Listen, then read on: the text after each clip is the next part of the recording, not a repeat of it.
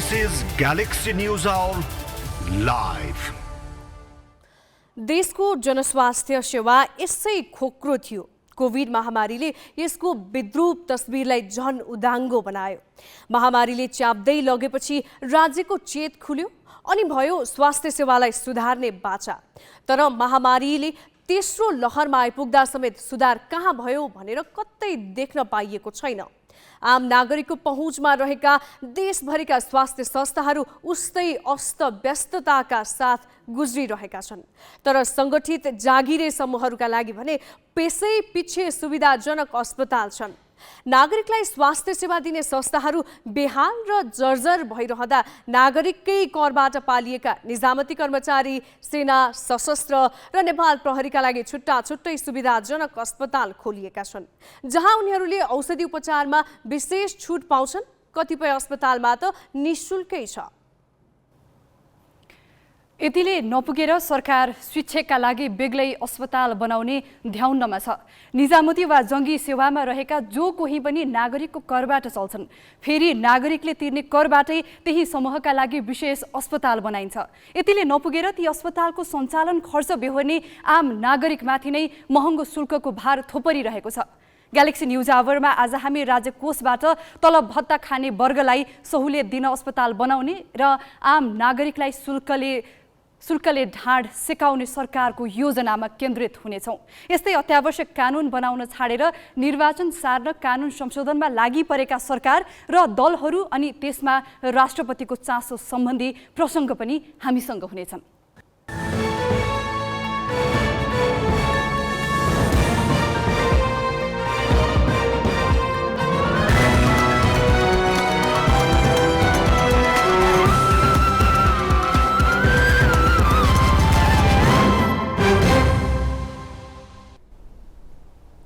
नमस्कार, यो हो ग्यालेक्सी न्युज आवर। अब हेडलाइन्स।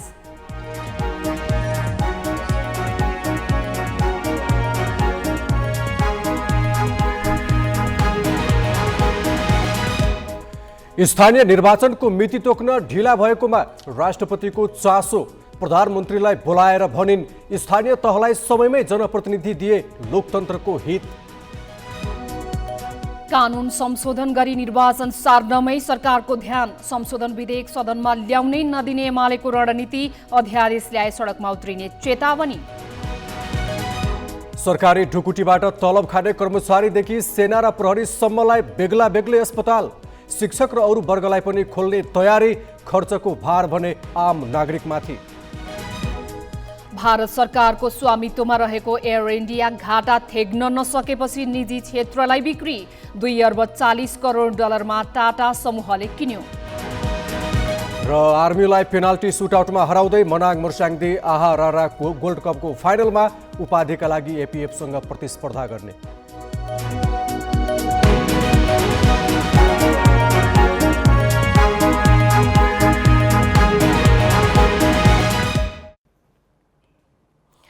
विद्यालय तहमा सरकारी ढुकुटीबाट तलब खाने शिक्षक 1.5 लाख छन्। शिक्षा मन्त्री देवेन्द्र पौडेल ती शिक्षकका लागि अलग्गै अस्पताल बनाउने कसरतमा छन्। मन्त्रीले बनाएको समितिले शिक्षक र तिनका परिवारका सदस्यलाई उपचारमा 40 देखि 50% छुट दिने गरी 300 शय्या क्षमताको अस्पताल बनाउन सुझाव दिएको छ। शिक्षकका लागि अलग्गै अस्पताल खोल्ने गृह कार्य भइरहँदा सरकारी ढुकुटीबाट तलब खाने निजामती कर्मचारी, नेपाल प्रहरी, सशस्त्र प्रहरी र नेपाली सेनाका लागि अलग अलग अस्पताल सञ्चालनमै छन्। राज्यले पालेकाहरूका लागि एकपछि अर्को छुट र सुविधा दिइरहँदा विपन्नहरूले भने उपचार नै पाउन नसक्ने अवस्था छ।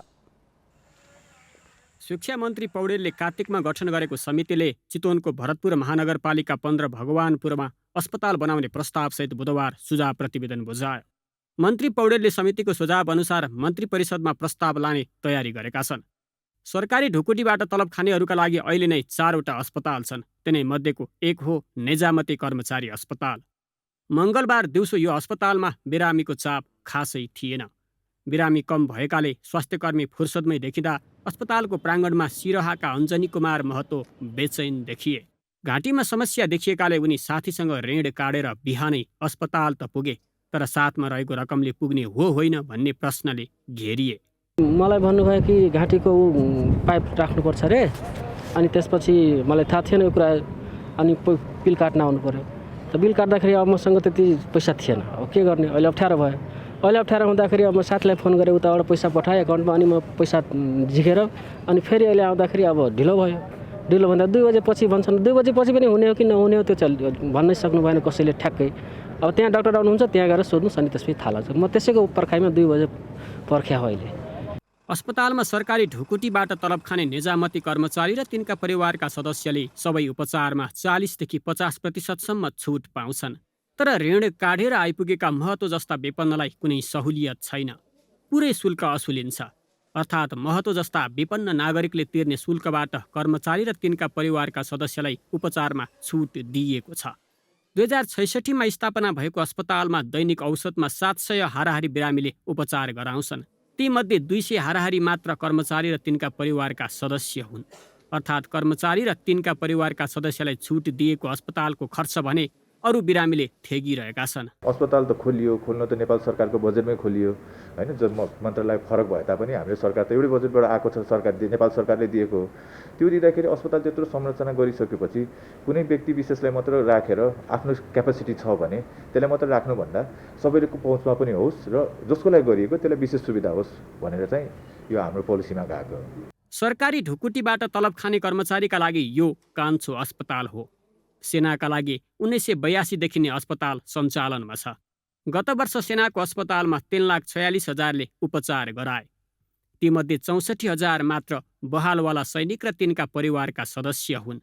नेपाल प्रहरी र सशस्त्र प्रहरीका पनि अलग अलग अस्पताल छन्। सुरक्षा निकायका 3वटै अस्पतालमा सुरक्षाकर्मी र तिनका परिवारले शल्यक्रियासम्मको उपचारमा 1 रुपैयाँ पनि तिर्नु पर्दैन। उनीहरूले औषधि पनि निशुल्क पाउँछन्।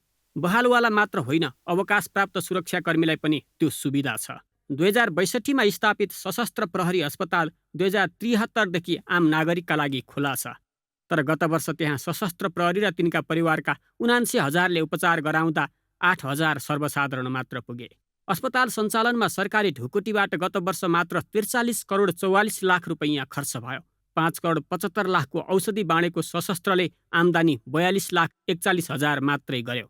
नेपाल प्रहरी अस्पतालमा गत वर्ष प्रहरी र उनका परिवारका 1,42,000ले उपचार गराए। प्रहरी बाहेक 1,51,000ले पनि उपचार सेवा लिए। तर प्रहरी अस्पताल आफ्नै कमाईमा सञ्चालन हुन भने सकेको छैन। सरकारले बजेट दिनु परिरहेकै छ। विभागीय प्रहरी कर्मचारीको लागि त सम्पूर्ण सेवा फ्रीमा हामीले दिइराखेका छौँ। त्यसबाहेक उहाँहरू बाहिर रेफर हुँदा पनि त्यसको शोध भर्ना पनि हाम्रो अस्पतालले गर्ने गरेको छ। त्यसबाहेक उनका परिवारलाई यहाँ भएको सुविधाहरू चाहिँ एकदमै न्यून शुल्कमा हामीले उपलब्ध गराइराखेका छौँ। धेरै थोरै औषधिहरू फ्रीमा दिन्छौँ। लगभग बहालवालाको जति औषधि परिवारले त पाउनुहुन्न, तर भूतपूर्व प्रहरीको हकमा चाहिँ हामीले बहालवालाले पाउने जतिकै औषधि भनेको त्यो चाहिँ टेन्डरमा भएको औषधिहरू हामीले फ्री दिइराखेका छौँ। राज्यबाट कुनै सुविधा नपाउनेहरूका लागि उपचार शुल्क सस्तो बनाउनुको साटो सरकार व्ययभार बढाएर राज्यबाट पोषितहरूलाई नै सुविधा थप्नतिर उद्यत छ। सुविधा भोगीका लागि थप सुविधा दिँदा हुने खर्च सरकारले तिनै विपन्नलाई निचोरेर जोहो गर्दै आएको छ। पेसाकर्मी नै पछि अलग अस्पताल खोल्नु एकातिर भएका सरकारी अस्पतालप्रतिको अविश्वास हो भने अर्कातिर पेसाकर्मी आम नागरिकभन्दा माथिल्लो दर्जाका हुन् भन्ने गलत सन्देश प्रवाह गर्नु हो। शिक्षा, स्वास्थ्य र रोजगारी सबैका लागि बराबरी हुनुपर्छ। राज्यबाट तलब खाने जङ्गी र निजामती कर्मचारीहरूलाई अस्पतालै खडा गरेर उपचारमा सहुलियत दिँदा आधारभूत तहका नागरिकहरूले उपचार सेवाबाट पनि पछाडि परेको महसुस गर्नु परेको छ। क्यामेरामा सञ्जय घिमिरेका साथ अक्षर काका, ग्यालेक्सी 4K, काठमाडौँ। राज्यबाट सुविधा प्राप्त वर्गलाई नै उपचारमा सहुलियत दिन शुल्कमा कसरी विभेद गरिएको छ त? उदाहरणका लागि निजामती कर्मचारी अस्पताललाई लिउँ। यो अस्पताल 2066 सालमा चीन सरकारको सहयोगमा बन्यो। भौतिक संरचना तथा उपकरणमा चीनले सहयोग गर्यो। बाँकी सबै स्रोत साधन नेपाल सरकारले नै उपलब्ध गराएको हो। करिब 150 शैय्या रहेको यस अस्पतालले सरकारी ढुकुटीबाट पालिने कर्मचारीलाई सहुलियत दिने नाममा बाँकी खर्चको भार आम नागरिकको थाप्लोमा पारिरहेको छ, जहाँ सर्वसाधारणलाई कुनै छुट र सहुलियत छैन। निजामती कर्मचारी अस्पतालमा बिरामी ढोकाबाट प्रवेश गरेदेखि नै विभेद सुरु हुन्छ। उपचारका लागि जाने आम बिरामीले टिकट शुल्क 100 रुपैयाँ बुझाउनुपर्छ। तर सरकारी ढुकुटीबाट तलब खाने कर्मचारीले बढीमा 60 रुपैयाँ तिरे पुग्छ। अधिकृतभन्दा माथिल्लो दर्जाका लागि 60 र त्यस मुनिका बिरामीलाई 50 रुपैयाँ मात्र तोकिएको छ। साधारण शैय्यामा पनि त्यही अनुसार कर्मचारीले छुट पाउँछन्। आम नागरिकले साधारण शैय्यामा दिनको 250 देखि 400 रुपैयाँसम्म तिर्नुपर्दा कर्मचारीले 125 देखि 240 मात्रै बुझाए पुग्छ। साधारणभन्दा महँगो पर्ने तर क्याबिन नभएका शैय्याका लागि आम नागरिकले 1000 प्रतिदिन शुल्क बुझाउनुपर्छ। अधिकृतभन्दा माथिकाले 600 र मुनिकाले 500 मात्रै तिरे पुग्छ। सिङ्गल क्याबिनमा पनि त्यसै गरी सहुलियत छ सरकारी तलब भत्ता खानेहरूलाई। यसमा आम नागरिकले 2500 बुझाउनुपर्छ भने कर्मचारीले ओहोदा हेरी 1500 र 1250 मात्रै तिर्दा पुग्छ। शल्यक्रियामा पनि त्यसै गरी वर्गीकरण गरिएको छ। सरकारी अधिकृतहरूले तिर्नुपर्ने अधिकतम रकम नै 12,000 हो। अधिकृत मुनिका कर्मचारीका लागि 750 देखि 10,000 सम्मको शुल्क तोकिएको छ। तर आम नागरिकले तिर्नुपर्ने शल्यक्रिया शुल्क 1500बाट सुरु हुन्छ र 20,000 सम्म पुग्छ। यता एमआइसियु र एसआइसियुमा पनि आम नागरिकलाई 3500 तोकिँदा कर्मचारीहरूका लागि 2100 र 1750 मात्रै तिरे पुग्ने गरी सहुलियत दिएको छ। राज्यबाटै अनेक सुविधा लिइरहेको वर्ग विशेषकै उपचारमा सहुलियत दिन अस्पताल खोल्ने होड र आम नागरिकमाथि लादिएको चर्को शुल्क कतिको जायज हो? के आम नागरिक स्वास्थ्य उपचारमा सहुलियत पाउनका लागि हकदार छैनन्? यी प्रश्न ग्यालेक्सी संवाददाता मिलन बुढाथोकीले त्रिभुवन विश्वविद्यालय चिकित्सा शास्त्र अध्ययन संस्थानका पूर्व डिन जगदीश प्रसाद अग्रवाललाई सोधेका छन्। कुनै पनि पेशागत या कुनै पनि स्पेशल वर्गको लागि अस्पताल हुनु नराम्रो होइन, तर त्योभन्दा पहिले हामीले के विश्वस्त गर्नुपर्छ भने देशको जनतालाई कि देशको समस्त जनताले संविधानमा भएको व्यवस्था अनुसार उनीहरूले आधारभूत मात्रै होइन, उहाँहरूले चाहिँ सम्पूर्ण स्वास्थ्य उपचार आधारभूत त हामीले के भनेछौँ भने निःशुल्क हुनुपर्छ भनेका छौँ र आधारभूतबाट कोही वञ्चित हुँदैन। चाहे त्यो इमर्जेन्सीमा गएको मान्छे धनी मान्छे भए पनि पैसा नभए पनि उसको उपचार चाहिँ रोक्न मिल्दैन। राज्यको सेवा सुविधा लिनेले चाहिँ विभिन्न विधामा चाहिँ थप अतिरिक्त सेवा पाइरहने, तर राज्य छ जो निरीह छ उसका लागि राज्यले बोलिदिनु पर्ने हो, त्यो चाहिँ सधैँ सधैँ पछि परिरहेको जस्तो देखियो नि। यो चाहिँ स्वास्थ्य सेवा नपुगेकै कारणले गर्दाखेरि हाम्रा सरकारी अस्पतालहरूमा र जहाँबाट हाम्रा कर्मचारी र विभिन्न पेशागतवालाहरूले सेवा लिन सक्छन् तिनीहरूलाई सेवा पाउने पनि विश्वसनीयता नभएको कारणले गर्दाखेरि पनि हाम्रो त होस् अरूको जाओस् जे होस् भन्ने कुरा हुने सम्भावना छ। त्यो एउटा कुरा भयो। त्यसैले म के भन्छु, म पेशागत अस्पतालहरूको विशेषज्ञ अस्पतालहरूको एगेन्स्टमा होइन, तर त्योभन्दा पहिले आधारभूत अस्पतालहरू सबैको सेवा चाहिँ हुनुपर्छ। तपाईँको विचारमा चाहिँ यो विशेषज्ञ अस्पताल जुन खोलिराखिएको छ यो खोल्नुको कारण चाहिँ राज्यको संरचनाको त्रुटि कहीँ न कहीँ छ अनि विशेषज्ञहरूले चाहिँ पेशागत हकितको लागि चाहिँ छुट्टै अस्पताल खोल्यो, यसले चाहिँ राज्य सञ्चालनको ठाउँमा बसेकाहरूलाई चाहिँ प्रश्न चाहिँ गर्यो यसले, होइन? एकदम सही गरे। और वास्तवमा एक कारण यो पनि हो, हाम्रो आफ्नो स्वास्थ्य सेवा जुन सरकारले र जुन विभिन्न अस्पतालहरूको माध्यमले हामी दिइरहेका छौँ त्यसमाथि हामीलाई पनि विश्वास भएन जस्तो भयो। कर्मचारीलाई विश्वास भएन, सेनालाई विश्वास भएन, प्रहरीलाई विश्वास भएन। के गर्नु पर्यो त हामी आफ्नै अस्पताल खोलौँ, होइन? हाम्रैलाई छुट्टी शिक्षकलाई नि विश्वास भएन, अब ब्याङ्करलाई नि विश्वास भएन, किनकि उनीहरूको लागि दुईवटा छुट्टै अस्पताल बनाउने कुरो भइरहेछ। अब त्यो म चाहिँ त्यो कुरा एउटा चाहिँ वास्तवमा हेर्ने भने समृद्ध देशको लागि एउटा चाहिँ उपलब्धि हुने सक्छ, तर त्योभन्दा पहिले हामी आधारभूत सेवा सबैसम्म पुर्याउने चाहिँ वचन मात्रै गर्ने होइन कि धरातलीय स्तरमा पुगेर त्यो चाहिँ दिनुपर्ने हुन्छ, त्यसपछि मात्र यो कुराहरू सोच्ने। अहिलेको संरचनागत हिसाबले अहिलेको अवस्थामा चाहिँ यसरी विशेषज्ञ अस्पताल चाहिँ खोलिहाल्नुपर्ने आवश्यकता छैन, जबकि तल्लो वर्गका लागि नै स्वास्थ्य सेवा पुरा भइसकेको छैन। हजुर, एकदम सही छ, एकदम सही हो। तल्लो स्तरमा त के भने एउटा रेफरल सिस्टम पनि छैन। जस्तै आज तपाईँ जुम्लामा बस्नुहुन्छ भने जुम्लामा त अहिले मेडिकल कलेज खोलिहाल्यो, त्यहाँ मेडिकल कलेज नभएको ठाउँमा तपाईँ बसिराख्नु भएको छ, प्राइमरी हेल्थ केयरले हेरेर जिल्ला अस्पतालमा पठाउँछ, जिल्ला अस्पतालले चाहिँ प्रदेशको प्रादेशिक अस्पतालमा पठाउला, त्यसबाट चाहिँ केन्द्रको अस्पतालमा आउला। त्यहाँ आउँदाखेरि एउटा चेन सिस्टम पनि छैन। जसले कि त्यसलाई चाहिँ अधिकारको साथ ऊ चाहिँ त्यो रेफरल सिस्टम लिएर अधिकारको साथ उसलाई चाहिँ आउनुहोस् हजुर हामी तपाईँलाई हेर्छौँ भने स्पेसल व्यवस्थाहरू पनि छैन, जुन कि हुनुपर्ने हो एउटा रेफरल सिस्टम। त्यो भएको खण्डमा त्यो कुरालाई हामीले राम्रो गरिदियौँ भनौँ नि, एक प्रकारले सरकार हामीसँग न पैसाको कमी छ, न हामीसँग अहिले हेर्दाखेरि स्वास्थ्यमा बजेटको पनि कमी छैन, बजेट भएको बजेट पनि हामी उपयोग गरिराखेका छैनौँ, अनि हामीसँग मेन पावरको त कमी छँदै छैन, कुनै पनि लेभलको मेन पावरको कमी छैन, कमी मात्रै चाहिँ सोचको र उत्तरदायित्वको हो। संविधानले समेत प्रत्येक नागरिकलाई स्वास्थ्य सेवामा समान पहुँचको हक सुनिश्चित गरेको छ, तर जनस्वास्थ्यमा नागरिकलाई समान र पर्याप्त पहुँच सुनिश्चित गर्नुपर्ने सरकारले पहुँचवाला र सुविधा प्राप्त वर्गलाई नै प्राथमिकतामा राखेको छ। अझ महामारीका बेला भएका स्वास्थ्य संस्थाको सेवा गुणस्तरीय बनाउनुभन्दा राज्यबाट विशेष सुविधा पाइरहेको वर्गलाई खुसी पार्न सरकार छुट्टै अस्पताल बनाउन लागि पर्दा प्रश्न स्वाभाविक उठ्छ, राज्य कसको? अब पालो सही कि गलतको।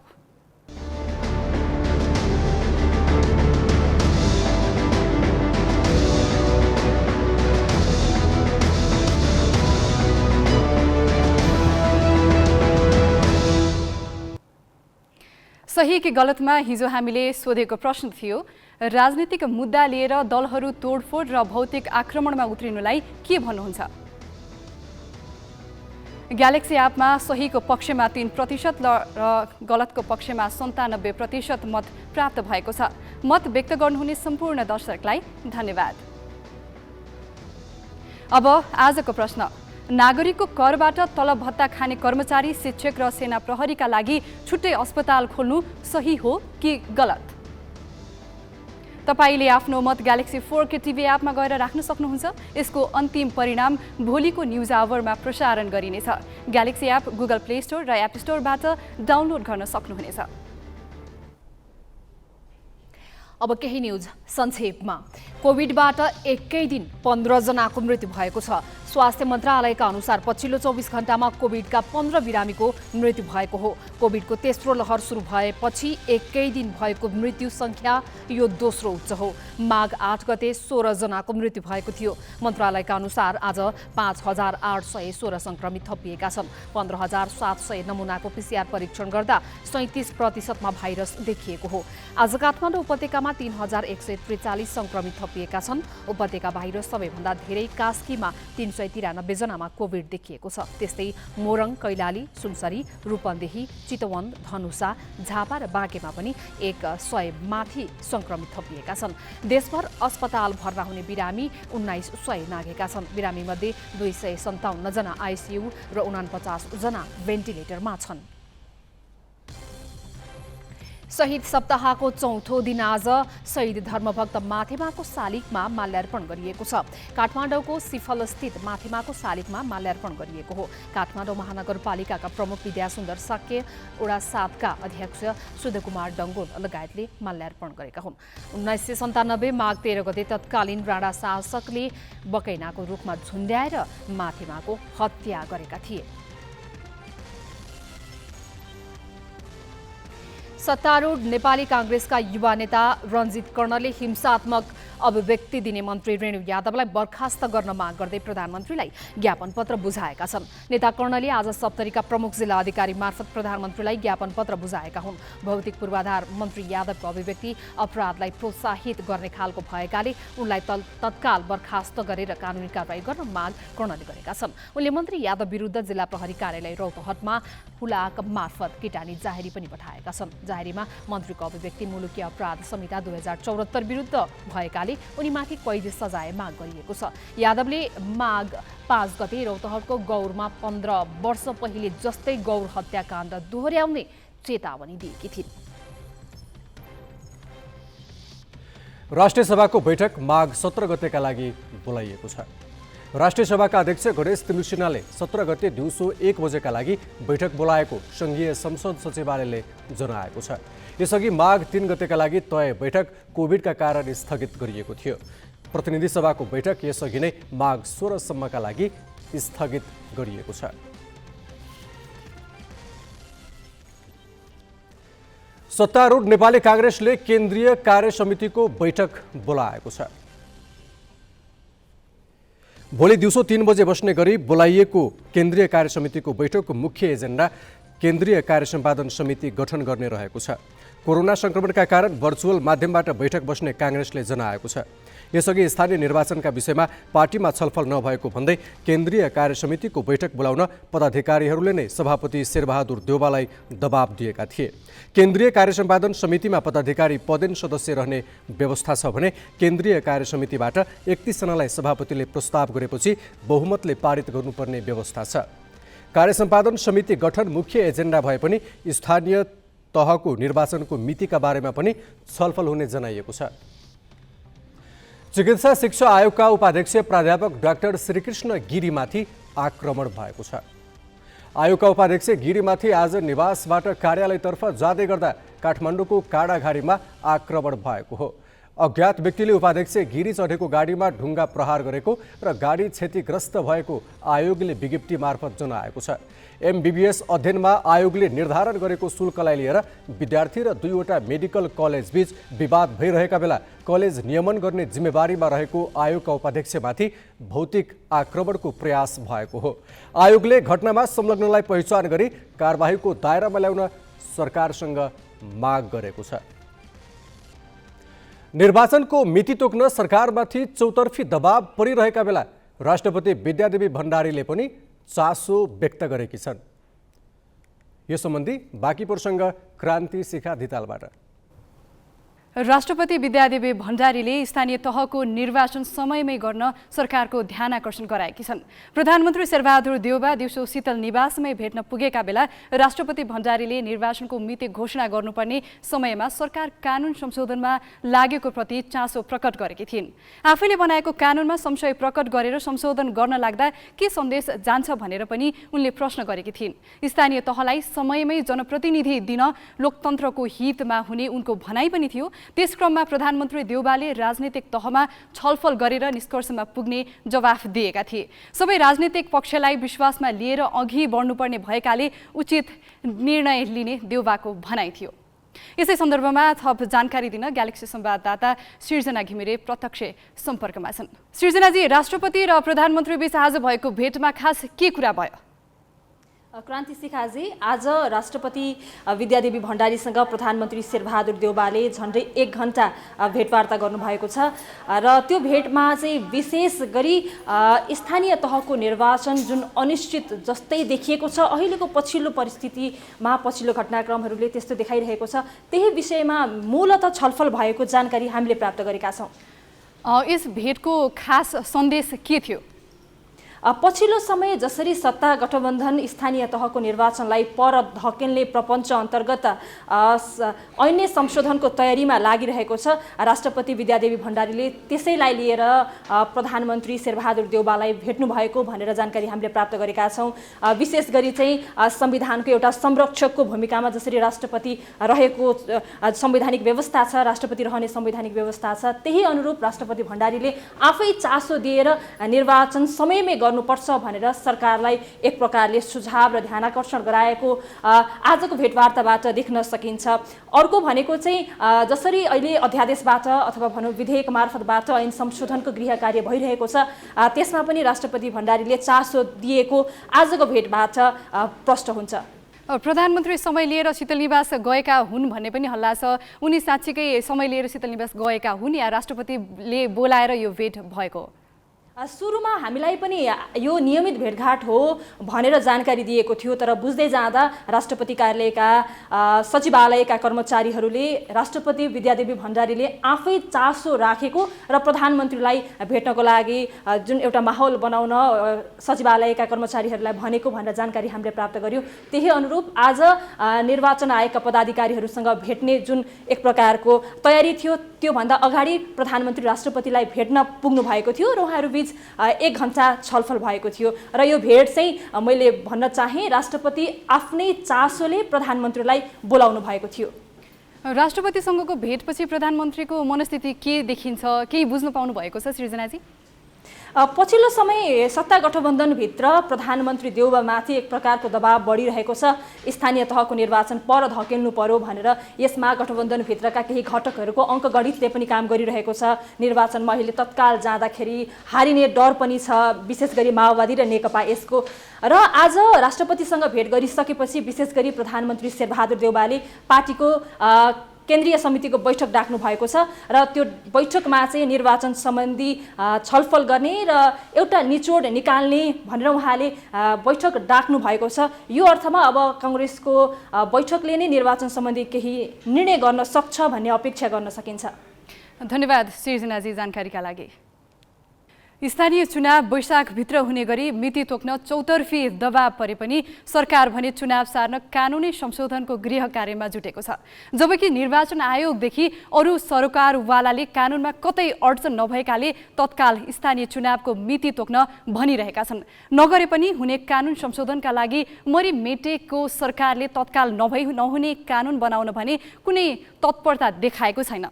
कतिसम्म भने राष्ट्रिय सभा र प्रतिनिधि सभामा झन्डै 4 वर्षदेखिका 57वटा विधेयक बेवारिसे जस्तै छन्।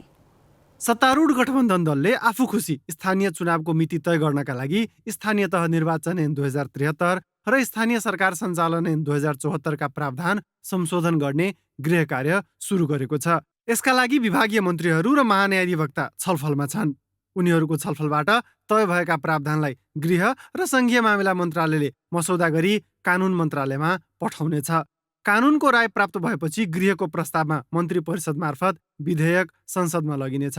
संसदमा सहज ढङ्गले प्रक्रिया अघि नबढे अध्यादेशबाट भए पनि कानुन संशोधन गर्नुपर्ने सत्ता गठबन्धनको जोड छ। यता नगरे पनि हुने संशोधनका लागि सरकारले यो हदसम्मको कसरत गरिरहँदा संसदमा विचाराधीन रहेका र तत्काल पारित गर्नुपर्ने झन्डै 4 वर्षदेखिका 57वटा विधेयक बेवारिसे जस्तै छन्। संसद सचिवालयका अनुसार राष्ट्रिय सभामा 15वटा र प्रतिनिधि सभामा 42वटा विधेयक विचाराधीन छन्। नागरिकता विधेयक संसदमा अड्किँदा जन्मका आधारमा नागरिकता पाइसकेका आमा बुबाका झन्डै 5 लाख सन्तान राज्यबाट परिचय पाउन सकेका छैनन्। यही कारण आफूहरूको भविष्य नै अन्धकारमा परेकाले विधेयक पारित गरिदिन संसदलाई पटक पटक गुहारे पनि कुनै सुनवाई भएको छैन। इलेक्सन सम्बन्धमा कानुन आउँछ कि आउँदैन के हुन्छ यो त अलग प्रश्न हो। भएका कानुनहरू पास भइराखेका छैन। नागरिकताको लागि 5 लाख 6 लाख मान्छे रोइराखेका छ, त्यही संसदमा पढेको छ, पास भइराखेका छैन। 6 समस्याहरू छन्, तर यसको समाधान कसले गर्ने त? आफ्नो एजेन्डा अगाडि बढोस् भनिकन समाधानमा सरकार त लाग्नु पर्यो, त्यो म देख्दिनँ। मुख्य राजनीतिक दलबीचको असहमतिका कारण संसद आफ्नो मुख्य काम कानुन बनाउने र पारित गर्ने कामबाटै विमुख भएको छ। 2075 माघमा संसदमा आएको सङ्घीय निजामती सेवा विधेयकदेखि नागरिकता सम्बन्धी विधेयक र सूचना प्रविधि सम्बन्धी महत्त्वपूर्ण विधेयकहरू अलपत्र छन्। कानुन अभावमा कर्मचारी व्यवस्थापन चुनौतीपूर्ण भएको छ। अमेरिकी अनुदान सहायता सम्झौता एमसीसी पनि संसदमै अलपत्र छ। सत्तारूढ दल भने नागरिकता, एमसीसी र निर्वाचनसँग सम्बन्धित विधेयकलाई सँगसँगै अगाडि बढाउने दाबी गरिरहेको छ। संसदमा प्रमुख प्रतिपक्षले नारा जुलुस गरेका बिचबाट निर्वाचन ऐन पास गर्दा त त्यो चाहिँ स्वीकार्य पनि नहुने र व्यवहारिक पनि नहुने हो। अब यसलाई चाहिँ राजनीतिक सहमति गरौँ र मुख्य नगरी नहुने विधेयकहरू संसदमा ल्याउँ र नगरी नहुने भनेको के त भन्दा जस्तो नागरिकता सम्बन्धी विधेयक केही समस्या छ होइन, त्यस्तै गरी निर्वाचन सम्बन्धी विधेयकको केही समस्या भयो, एमसीसीको सम्झौता सम्बन्धमा केही समस्याहरू छन्, त्यसलाई हो यसमा चाहिँ न्यूनतम सहमति कायम गरौँ र संसद पनि खोलौँ अनि त्यो निर्वाचन सम्बन्धी विधेयक पनि पास गरौँ र निर्वाचनको मिति पनि तोकौँ र अगाडि चाहिँ राष्ट्रिय सहमतिबाट अगाडि बढाउँ भन्ने हाम्रो धारणा हो, त्यही प्रस्ताव हो। संसदमा संहिता कार्यान्वयनदेखि जनसरोकारका महत्त्वपूर्ण विधेयक अल्पत्र परिरहँदा चुनाव सार्नका लागि मात्र सरकार तातेको छ। जबकि नेकपा एमाले संसद अवरोध जारी राखेकाले संसदबाट निर्वाचन कानुन पारित गराउन सरकारलाई सजिलो छैन। एमालेको अवरोध देखाएर चुनाव टार्ने दाउमा सरकार लागेको हो भने यसले नयाँ प्रकारको कचिङ्गल सिर्जना गर्नेछ र निर्वाचन थप अनिश्चयमा धकेलिनेछ। क्यामेरामा सबिन महर्जनका साथ जितेन्द्र झा, ग्यालेक्सी फोके, काठमाडौँ। सरकारले संविधान र ऐन बाजिएको भन्दै निर्वाचन सार्न कानुन संशोधनको तयारी गरिरहेका बेला प्रमुख प्रतिपक्षी नेकपा एमाले भने कुनै पनि हालतमा सहयोग नगर्ने अडान राखेको छ। संसद पुनर्स्थापनादेखि नै सदन अवरोध गर्दै आएको एमाले सरकारले निर्वाचन सार्ने गरी ल्याउने विधेयक संसदीय प्रक्रियामा अघि बढ्नै नदिने र अध्यादेश ल्याए पनि जनतामा गएर विरोध चर्काउने रणनीति तय गरेको छ। जनाधार आफू अनुकूल भई नसकेको निष्कर्ष सहित स्थानीय तहको निर्वाचनलाई जबरजस्ती धकेल्ने प्रयास गरिरहेको सत्ता गठबन्धनले त्यसका लागि स्थानीय निर्वाचन सम्बन्धी ऐन नै संशोधन गर्ने गृह कार्य थालिसकेको छ। निर्वाचन आयोगले सुझाएको मिति वैशाखमै निर्वाचन गर्दा सत्ता गठबन्धनलाई लाभ नहुने देखेपछि संविधानमा भएका छिद्र खोज्दै गठबन्धनले ऐनमै हेरफेरको तयारी गरेको हो। तर प्रमुख प्रतिपक्षी एमाले भने संविधान र ऐनमा भएको व्यवस्थामा कुनै समस्या नरहेको भन्दै गठबन्धनले राजनीतिक स्वार्थका लागि ऐन संशोधन गर्न विधेयक ल्याए सदनबाट अघि बढ्नै नदिने अडान राखेको छ। विधेयक यसरी ल्याउने स्थानीय तह सम्बन्धी ऐनमा र त्यसको चाहिँ कार्य सञ्चालनसँग सम्बन्धित ऐनहरूको संशोधन नै आफैमा गलत मनसायका साथ आउने भएको हुनाले पार्लिमेन्ट नियमित रूपमा चलिरहेको अवस्था भए पनि हामीले त्यसको विरोध गर्थ्यौँ। नियतमा समस्या छ। त्यसो भएको हुनाले त्यो नियतलाई सोझो पार्नका लागि चाहिँ अब दबावै उहाँहरूले खोज्नु भएको होला होइन। हामी त्यो बाटोमा जानु परोस् भन्ने चाहिरहेका छैनौँ। उहाँहरू संविधान र कानुन अनुसार हिँड्नुहोस्। बडो ठुल्ठुला घोषणा गर्नुहुन्छ त उहाँहरू। एमाले त सिद्धियो खतम भयो भन्नुहुन्छ। चुनावबाटै खतम गर्दै भयो नि त होइन। यति मात्र होइन, एमाले कानुन संशोधनको प्रक्रिया रोकेको देखाएर जनतामा एमालेलाई नै चुनाव विरोधीका रूपमा चित्रण गर्ने रणनीति पनि सत्ता पक्षको देखिन्छ। भदौ 23 यता संसदमा लगातार अवरोध गर्दै आएको एमालेलाई अवरोध खोल्ने दबावका निम्ति पनि चुनाव सम्बन्धी विधेयकलाई सरकारले अस्त्रका रूपमा प्रयोग गर्न खोजेको छ। एमालेको अवरोध देखाएर संसद अधिवेशन अन्त्य गरी अध्यादेशको बाटो रोज्ने तयारीमा पनि सरकार देखिएको छ। यदि जबरजस्ती ऐन संशोधनको प्रयास गरिए वा अध्यादेश ल्याइए राजनीतिकसँगै कानुनी लडाईँमा समेत जाने तयारी एमालेको छ। हिजो पुरानो जनादेशले काम गरेन, ताजा जनादेशमा जाउँ भनेर भन्दा अरूले इलेक्सनको कुरा गर्दा केपी ओलीमाथि त्यत्रो ठुलो प्रहार भयो, हामीमाथि त्यत्रो ठुलो प्रहार भयो। कुन मुखले, कुन नैतिकताले आज ती साथीहरू बरु प्रतिनिधि सभाको अलिकति अगाडि तानेर भए पनि एकैचोटि गरौँ। अझै अस्ति त उहाँहरूले कार्ड फाल्नु भएको थियो, स्थानीय चुनाव पछाडि धकेलौँ, वैशाखमा चाहिँ प्रतिनिधि सभाको चुनाव गरौँ भनेर। यस्तो खालको अवसरवादी राजनीति त्यो चाहिँ देश र जनताको निम्ति त्यो चाहिँ उचित होइन। त्यो कुराको त्यसमा हाम्रो एकदमै सशक्त विरोध रहन्छ। हामी गलत कुराहरूको त कानुनी, राजनीतिक र जनस्तरबाट तिनै ठाउँबाट प्रतिवाद गर्छौँ। त्यसो त प्रधानमन्त्री शेरबहादुर देउवाले आगामी वर्षभित्रै तिनै तहका निर्वाचन हुने बताएका थिए। एमाले पनि निर्वाचनको सुनिश्चितता खोजेको छ। तर अहिलेकै अवस्थामा तिनै तहका निर्वाचन एकैपटक गर्न सकिने अवस्था र सम्भावना एमाले देखेको छैन। ताजा जनादेशमा जान भन्दै दुई पटक गरिएको प्रतिनिधि सभा विघटन विरुद्ध सडकदेखि न्यायालयसम्म धाएको सत्ता गठबन्धनले अहिले ऐनलाई तोडमोड गरेर निर्वाचन टार्न चाहिरहेको एमालेको बुझाइ छ। संसद अवरोधको मुद्दालाई राजनीतिक मुद्दा भनेको एमाले निर्वाचनको विषय संवैधानिक भन्दै अन्य कुनै विषयसँग सौदाबाजी नगर्ने बताएको छ। क्यामेरामा सबिन महर्जनका साथमा सृजना घिमिरे, ग्यालेक्सी 4K, काठमाडौँ। निर्वाचनको मितिका विषयमा कोही सत्ता पक्ष वा प्रतिपक्ष हुनुपर्ने कारण छैन। निर्वाचन आयोगले प्रस्ताव गरिसकेपछि यथासमयमा निर्वाचन गराउनु सरकारको दायित्व हो। आयोगको सुझावलाई अटेर वा अस्वीकार गर्नु सरकारले नै राज्य प्रणालीलाई नमान्नु हो। अब केही न्युज संक्षेपमा। चिसोका कारण दाङका बाल अस्पतालमा बिरामी बढेका छन्। चिसोले बालबालिकामा ज्वरो आउने, रुगाखोकी र श्वास प्रश्वासमा समस्या देखिएपछि अस्पताल भर्ना हुने बढेका हुन्। सामान्य अवस्थामा दैनिक 50 बालबालिका उपचारका लागि आउने गरेकोमा अहिले संख्या बढेर 100 पुगेको छ। बालबालिकाले कोभिड विरुद्धको खोप नलगाएकाले उनीहरूलाई जोगाउन सरसफाई र खानपानमा विशेष ध्यान दिनुपर्ने चिकित्सकको सुझाव छ। हिमाली जिल्ला मनाङमा हिमपातका कारण सवारी आवागमन ठप्प भएको छ। मनाङमा भारी हिमपात भएको छ। हिमपातले सवारी आवागमन रोकिएको र तापक्रम -8 डिग्री सेल्सियससम्म पुगेको प्रमुख जिल्ला अधिकारी रविन्द्र प्रसाद आचार्यले जानकारी दिए। मङ्सिर तेस्रो सातादेखि नै मनाङमा हिउँ पर्न थालेको हो।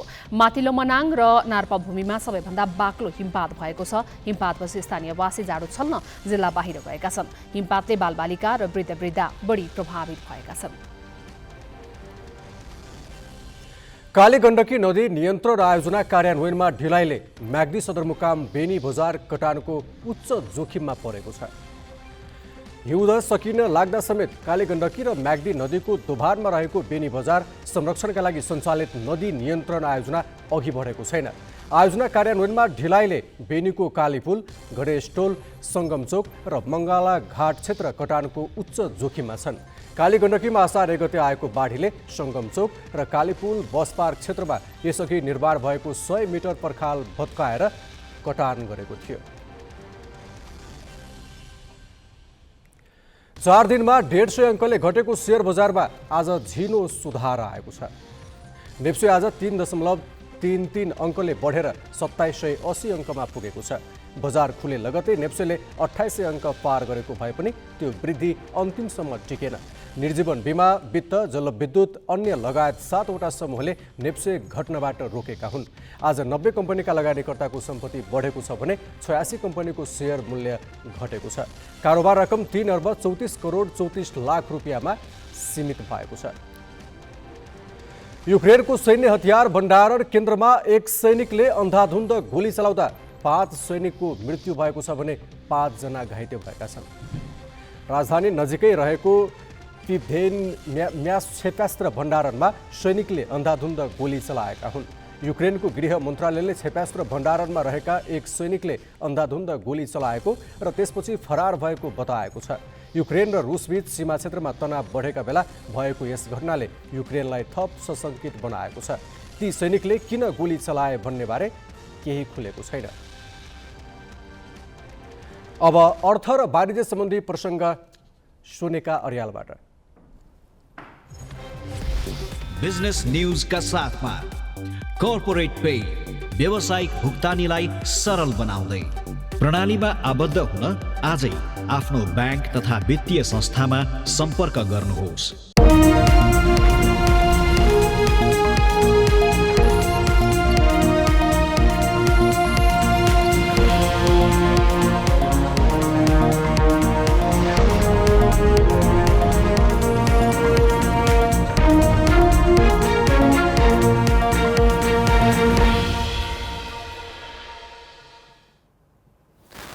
वाणिज्य ब्याङ्कहरूले यो वर्ष पुष मसान्तसम्म 34 अर्ब 20 करोड रुपियाँ कमाए।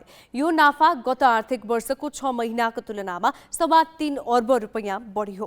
अङ्कका आधारमा मुनाफा बढेको देखिए पनि ब्याङ्कले पुँजी अनुसार कमाउन सकेनन्, जसका कारण 27 मध्ये 17 ब्याङ्कको प्रति शेयर आम्दानी घटेको छ। दोस्रो त्रैमासको वित्तीय विवरण अनुसार 27 वाणिज्य बैङ्कले 34 अर्ब 20 करोड रुपियाँ खुद नाफा कमाएका छन्। 21वटा बैङ्क मुनाफा बढाउन सफल भए, 6वटाको मुनाफा घट्यो। समग्रमा बैङ्कको मुनाफा गत आर्थिक वर्षको पुष मसान्तको तुलनामा यसपालि 3.25 अर्बले बढ्यो। मुनाफाको अङ्क बढेको देखिए पनि बैङ्कहरूले पुँजी अनुसार भने कमाई बढाउन सकेनन्। बोनस सेयर र मर्जर तथा प्राप्तिका कारण सबैजसो बैङ्कको पुँजी बढेको थियो, तर पुँजी बढेको अनुपातमा कमाउन नसकेकाले 17 बैङ्कको प्रति शेयर आम्दानी घटेको छ। राष्ट्रिय वाणिज्य बैङ्कको प्रति शेयर आम्दानी सबैभन्दा धेरै घटेको छ। गत वर्षको पुष मसान्तमा 38 रुपियाँ 84 पैसा प्रति शेयर आम्दानी रहेकामा अहिले 11 रुपियाँ 30 पैसा घटेर 27 रुपियाँ 54 पैसा कायम भएको छ। यस्तै प्रभु, नबिल र नेपाल बङ्गलादेश बैङ्कको प्रति शेयर आम्दानी 6 रुपियाँ भन्दा बढी घटेको छ। यस्तै sunrise, Kumari, prime commercial, Everest, Sanima, Nepal investment, NMB, Lakshmi, Himalayan, mega, citizens, bank of Kathmandu र नेपाल बैङ्कको प्रति शेयर आम्दानी पनि घटेको छ। 10वटा बैङ्कको प्रति शेयर आम्दानी भने बढेको छ। मुनाफामा धेरै सुधार गरेकाले Siddhartha, civil, standard chartered, NIC Asia, Nepal SBI, century commercial, Machhapuchchhre, Krishi Bikas र ग्लोबल आइएमई बैङ्कको प्रति सेयर आम्दानी बढेको हो। प्रति सेयर आम्दानीका आधारमा एनआइसी एसिया बैङ्क पहिलो नम्बरमा छ। उसको प्रति सेयर आम्दानी 41 रुपियाँ 54 पैसा छ। प्रति सेयर आम्दानीका आधारमा हिमालयन बैङ्क पुच्छारमा छ। उसको प्रति सेयर आम्दानी 11 रुपियाँ 47 पैसा छ। बैङ्क तथा वित्तीय संस्था आधारभूत रूपमा कस्तो छ भनेर मापन गर्ने एउटा आधार प्रति सेयर आम्दानी पनि हो। चिरञ्जीवी भट्टराई, ग्यालेक्सी फोके, काठमाडौँ। किसानको जीवनस्तर उकास्ने सरकारी योजनाबाटै किसान ठगिएका छन्। सेवा सुविधा उपलब्ध गराएर किसानको आय आर्जन बढाउने योजनामै झेल भएको छ। दैलेखको 8-20 नगरपालिकाले अनुदानको भैँसी वितरणमा किसानलाई झुक्क्याएको छ। दैनिक 10 लिटर दूध दिने भैँसी ल्याउने आश्वासन दिएर 90 जना किसानबाट 35,000 रुपियाँका दरले रकम उठाए पनि थारो भैँसी वितरण गरिएपछि किसान मर्कामा परेका हुन्। आर्थिक वर्ष 2077-78 एक पालिका एक बकेट कार्यक्रम अन्तर्गत 8-20 नगरपालिकाले प्रति किसानबाट भैँसीको बिमा, भकारो सुधार, मेसिनको लागि भनेर 35,000 रुपियाँ उठायो। दिनको 10 लिटर दूध दिने मुर्रा जातको भैँसी ल्याउने आश्वासन दिएर रकम उठाए पनि आश्वासन दिए जस्तो काम भने भएन। नगरपालिकाको टेन्डरमा विराज पशुपालन फार्म खजुराले ल्याएको 81 वटा भैँसी र 7 वटा राँगा वितरण गरियो। दूध बेचेर पैसा कमाउने आशामा बसेका किसान जब भैँसीले बिहान बेलुका गरेर 4 माना मात्रै दूध दिन थाले अनि मात्रै ठगिएको थाहा पाए। त्यतिको भैँसी आने तिनका 3 चोटि दुने यस्तो उस्तो भनिकन हामीकन फसाएको नि त। त्यो अहिले आफ्नो घरको भैँसी उति राम्रो भैँसी बेचिकन यो भैँसी त मैले आँखै देखेको छैन। सोचे अनुसार दूध नदिएपछि धेरै किसानले भैँसी बेचिसकेका छन्। कतिपय किसानले भने थारै भैँसी पनि पाल्न बाध्य छन्। मरेपछि बिमा बापतको 1 लाख रुपियाँ पाउने भनिए पनि अहिलेसम्म भैँसीको बिमा गरिएको छैन।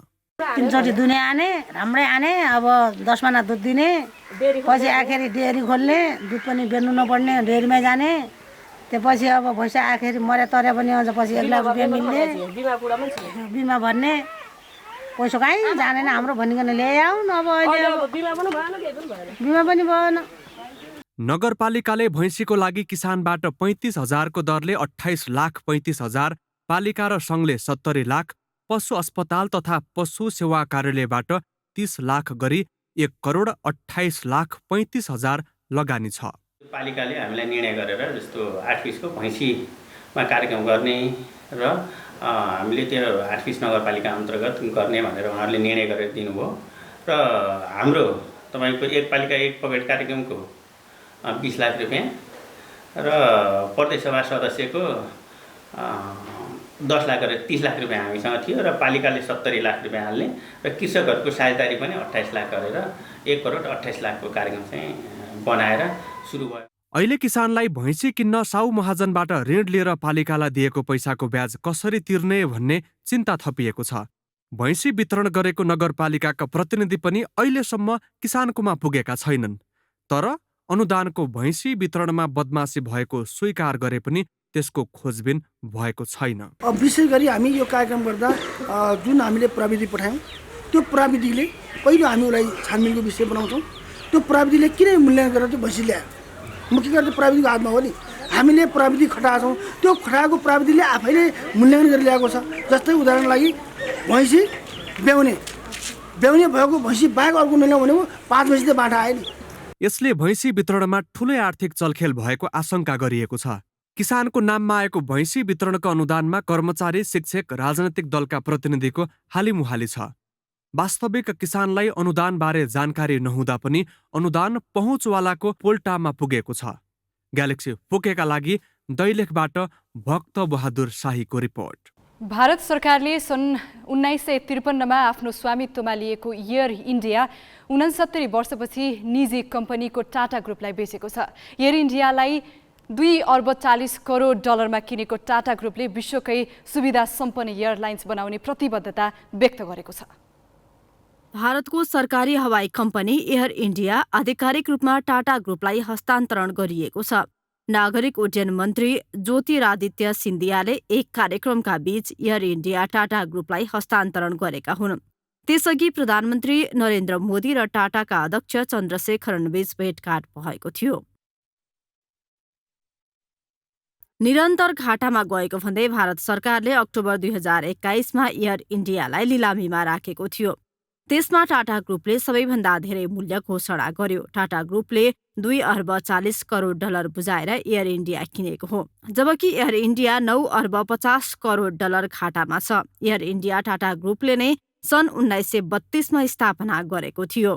सरकारले सन् 1953मा एयर इन्डिया टाटा ग्रुपबाट आफ्नो स्वामित्वमा ल्याएको थियो, तर सन् 2007देखि एयर इन्डिया निरन्तर घाटामा रहेको सरकारी प्रतिवेदन रहेको छ। एयर इन्डियाको निर्देशक बोर्डले राजीनामा दिएको छ भने टाटा ग्रुपले नयाँ निर्देशक बोर्ड नियुक्त गरेको छ। एयर इन्डियासँग हाल 130 वटा विमान छन्। 69 वर्षपछि एयर इन्डिया पुनः घर फर्किएको भन्दै टाटा ग्रुपले स्वागत गरेको छ। टाटाका अध्यक्ष चन्द्रशेखरनले एयर इन्डियालाई विश्वकै सुविधा सम्पन्न एयरलाइन्स बनाउने प्रतिबद्धता व्यक्त गरेका छन्। आहारारा वर्ल्ड कपको इतिहासमा मनाङ मर्स्याङदी सर्वाधिक फाइनल खेल्ने टोली हो। 11 पटक फाइनल खेल्दा उसले सर्वाधिक 6 पटक उपाधि जित्यो।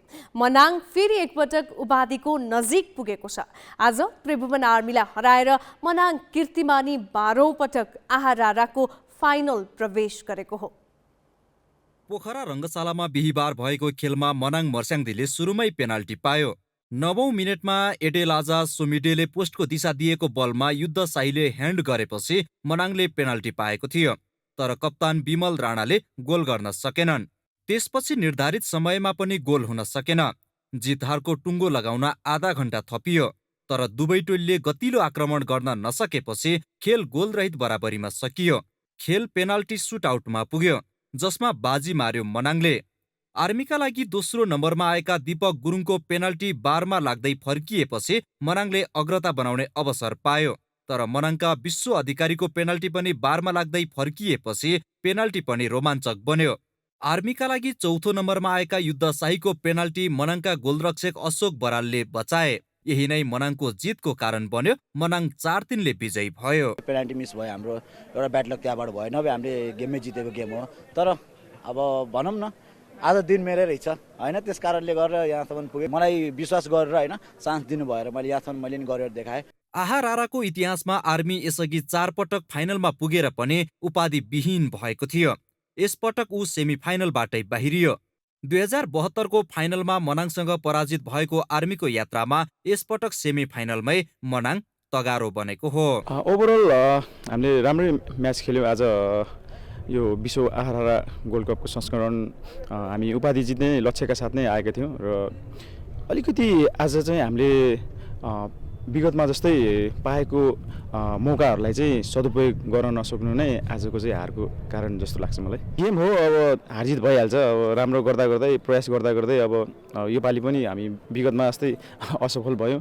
मनाङले यसपटक फाइनलमा नयाँ प्रतिद्वन्द्वीका रूपमा विभागीय टोली एपीएफ पाएको छ। एपीएफले बुधबार मछिन्द्रलाई 3-1 हराएर फाइनलमा स्थान बनाएको थियो। हामी ग्यालेक्सी न्यूज आवरको अन्त्यमा छौं। जाँदा जाँदै हेडलाइन्स।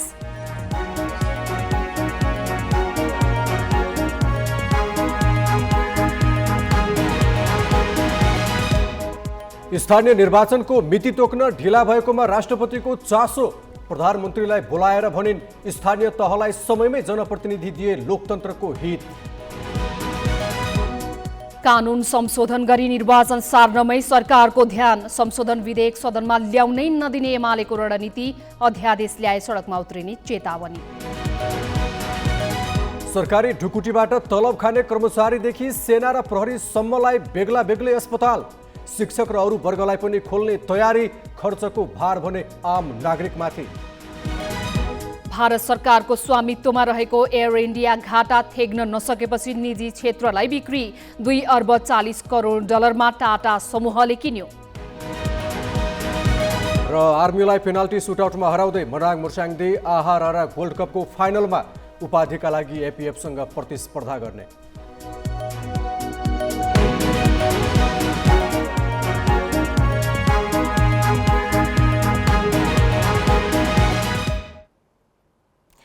आजलाई ग्यालेक्सी न्यूज आवर सकियो। नमस्ते।